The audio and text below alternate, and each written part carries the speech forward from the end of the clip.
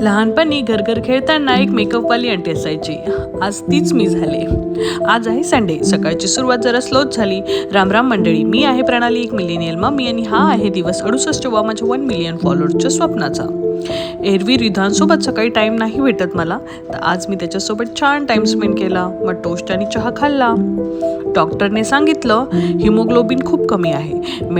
Medicine दिले आहेत आणि खजूर, बीट, पालक, डाळिंब असं आहारामध्ये समाविष्ट गरजेचंच सांगितला.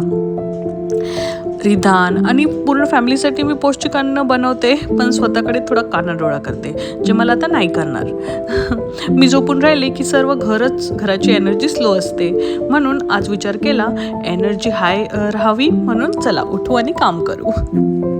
सुप्रियाने स्किन केअरचे काही स्टेप्स मला फॉलो करायला लावलेत. ते निनादानी रितिकावरच ट्राय केल्या. फर्स्ट क्लिन्झिंग, नीट क्लीन केला चेहरा. मग सेकंड टी4 टॉनिक, बायोटिक ब्रँडचं कुकुंबर टोनर, हे पोर्स टाईटनिंगसाठी for normal to dry skin.